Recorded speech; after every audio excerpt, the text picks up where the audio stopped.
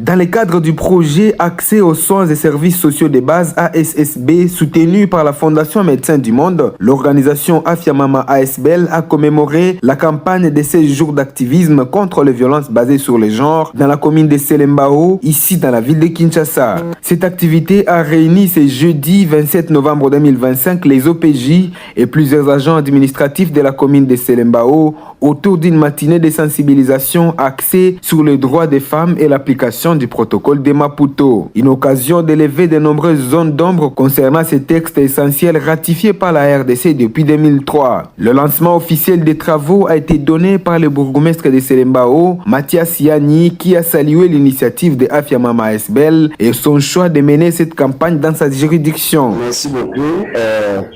Je tiens d'abord à remercier la coordinatrice de l'ASBL Afiamama qui a choisi la commune de Selembao comme la commune pilote pour la matinée de 7 jours de la vulgarisation du protocole de Maputo.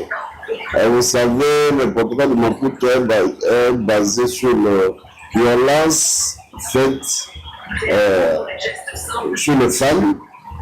C'est comme vous ne pouvez pas ignorer que notre pays est confronté à plusieurs défis en ce qui concerne la violence basée sur le genre.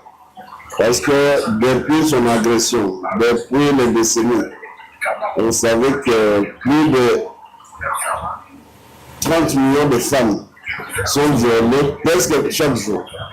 Même ici dans la capitale, nous enregistrons des cas de viol, soit par les hommes en uniforme, soit par les particuliers, toujours en détruisant la vie des jeunes filles, même des mamans. Moi-même ici, j'ai participé à plusieurs audiences de viols sur les grandes dames, même sur les mineurs. Alors, cette pratique, la question est bonne parce que ça vient renforcer la capacité de celles que nous faisons sur le terrain. Parce que la lutte contre les violences faites à la femme, ce n'est pas aujourd'hui avec l'HBL que nous allons commencer ou recommencer. Mais l'HBL vient renforcer ce que nous continuons de faire sur le terrain. De son côté, la coordinatrice de Afiamama ASBL, Annie Maudit, a exprimé sa gratitude envers les participants qui ont bravé la fine pluie tombée sur la ville pour répondre présent. Nous saluons avec respect encore une fois la présence de M. le bourgmestre, dont l'engagement pour la protection et la santé de la population de Selembao nous inspire et nous oblige à agir dans sa commune.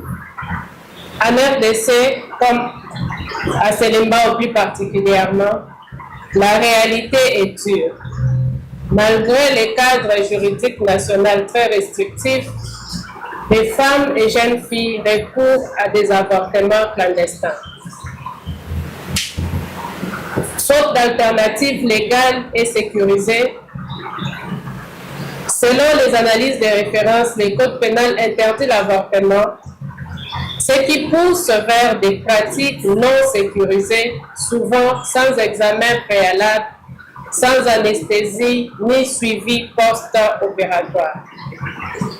Ces conditions mettent gravement en danger la vie et la santé de la femme et de la jeune fille. Des complications, des stigmatisations, des décès évitables. Les familles et la communauté en portent le poids et nos structures de santé et de justice se retrouvent en réaction plutôt qu'en prévention et protection. Le protocole de Maputo ratifié consacre les droits des femmes et des jeunes femmes à la santé, y compris à des soins reproductifs sécurisés, et précise les situations où l'interruption des grossesses peut être autorisée. Président les échanges, Maître Freddy Kwamba, avocat au barreau de Kinshasa et avocat conseil de Afiamama ASBL, est revenu en profondeur sur la quintessence du protocole de Maputo, apportant des éclaircissements juridiques indispensables. Je suis intervenu sur les dispositions clés du protocole de Maputo Vous savez que ce protocole qui est à la charte africaine se rapportant aux droits de la femme impose aux États membres certains comportements qu'il fallait vulgariser aujourd'hui, et c'est ce que je suis venu faire. Et j'ai démontré que le droit international, comme c'est le cas du protocole de Maputo, une fois ratifié, ce protocole fait partie de notre arsenal juridique. Mais il s'est fait que le législateur qui a la mission d'harmoniser nos lois semble être en retard. C'est ainsi que ces genres de confusion continuent à s'alimenter. C'est-à-dire, vous trouvez qu'il y a encore des dispositions pénales qui sanctionnent l'avortement alors que le protocole prévoit l'avortement dans certains cas spécifiques. Après son exposé, un débat riche et houlé s'est ouvert, offrant un échange équilibré autour des enjeux liés à la protection et à la promotion des droits des femmes en République démocratique du Congo. L'un des participants s'engage à mettre en pratique les acquis de cette séance en les pérennisant auprès de ses pairs. Pour moi, je félicite notre animateur qui est venu, comme notre Freddy. Il nous a clarifié comment il faut traiter les différents dossiers quand vous recevez ça. Puisque le protocole de Maputo intervient aussi sur la loi pénale. Puisqu'il ne faut pas avoir beaucoup de confusion. C'est pourquoi il est venu nous clarifier ça. Et alors, c'est bon. Puisque quand il refuse de pratiquer le protocole de Maputo, il cherche leur passage pour l'emprisonnement. Il faut respecter ça. Mais nous sommes là, les envoyés, pour aller quand même clarifier nos collègues.